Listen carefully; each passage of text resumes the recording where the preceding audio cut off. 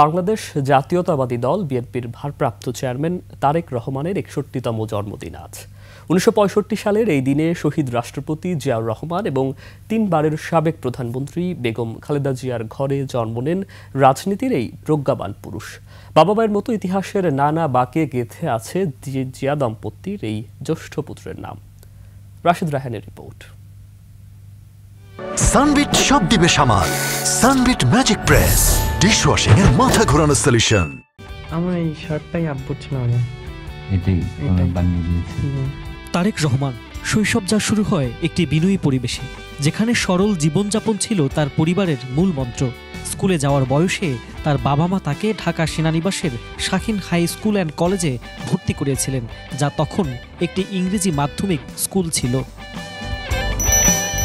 তিনি তার মাধ্যমিক এবং উচ্চ মাধ্যমিক স্কুল সার্টিফিকেট পরীক্ষায় কৃতিত্বের সঙ্গে উত্তীর্ণ হন। শিক্ষার উচ্চতর স্তরে তার যাত্রা শুরু হয় দেশের শীর্ষস্থানীয় পাবলিক বিশ্ববিদ্যালয় ঢাকা বিশ্ববিদ্যালয় থেকে। বিশ্ববিদ্যালয়ে পড়ার সময়ে তিনি তার প্রিয় বিষয় হিসেবে আন্তর্জাতিক সম্পর্ক বেছে নেন, যা তাকে রাষ্ট্র ও রাজনীতির তাত্ত্বিক ভিত্তি সম্পর্কে ভালো ধারণা দেয়। তারেক রহমান সহজাতভাবে তার মা পরিচালিত গণ আন্দোলনের পরিবেশে রাজনীতির প্রতি আকৃষ্ট হন।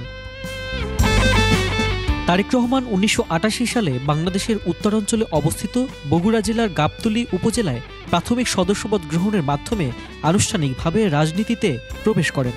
১৯৯৩ সালে তিনি বগুড়া জেলা বিএনপির সদস্য হন। ১৯৯১ সালে সংসদ নির্বাচনের সময় তিনি বগুড়া জেলা বিএনপির সদস্য হন।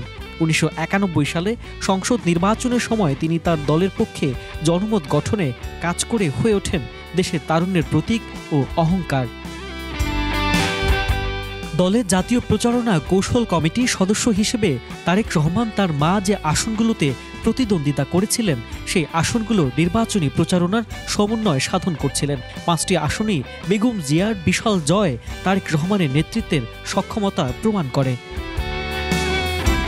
পরবর্তীতে তিনি 1-11 সরকারের নির্যাতনের শিকার হন। সেনা সমর্থিত অবৈধ ১-১১ তত্ত্বাবধায়ক সরকারের একাধিক নিষ্ঠুর এবং ষড়যন্ত্রমূলক কর্মকাণ্ডের শিকার হন। কোনো প্রমাণ ছাড়াই তাকে মিথ্যা মামলায় জড়িয়ে দেয়া হয়।